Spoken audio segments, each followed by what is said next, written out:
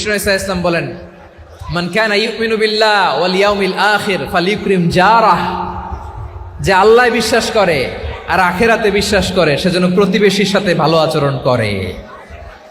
সুবহানাল্লাহ। কলিজা জুড়ায় যায় না আমার নবীর কথাগুলো শুনলে? যে আল্লাহ বিশ্বাস করে, যে আখিরাতে বিশ্বাস করে সেজন্য প্রতিবেশীর সাথে ভালো আচরণ করে। এখানে বলছে মুসলিম প্রতিবেশী বলছে,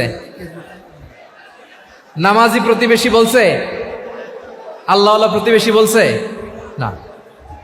প্রতিবেশী আস্তিক হোক নাস্তিক হোক, প্রতিবেশী মুমিন হোক মুশরিক হোক, প্রতিবেশী হইলেই তার সাথে ভালো আচরণের দরকার আছে না নাই? আমার প্রিয় লালমনিরহাটের ভাইয়েরা, বিষ্ণু ইসলাম ওনার ইহুদি প্রতিবেশীদের দেখাশোনা করতেন। বিষ্ণু ইসলাম ওনার ইহুদি প্রতিবেশীর বাসায় যেতেন। কোন প্রতিবেশী? ইহুদি। আওয়াজ করে বলেন, কোন প্রতিবেশী? ইহুদি। এক ইহুদি কিশোর বিষ্ণু ইসলামের খেদমত করতে, ইহুদি ছেলে আমার নবীর খেদমত করতো, তারা ছিল নবীর প্রতিবেশী। তো অনেক দিন হয় ইহুদি ছেলেটা আসে না।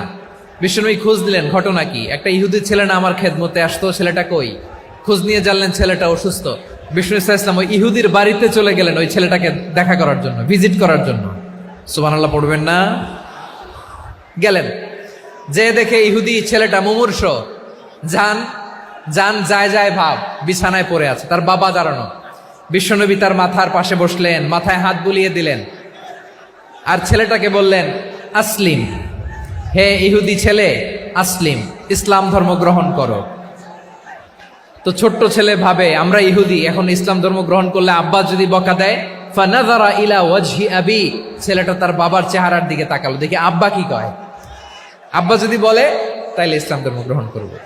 ইহুদি ছেলেটা তার বাবার দিকে যখন তাকালো, ওর বাবা বলে, আতি আবুল কাসিম, আবুল কাসিম যা বলে তাই করো।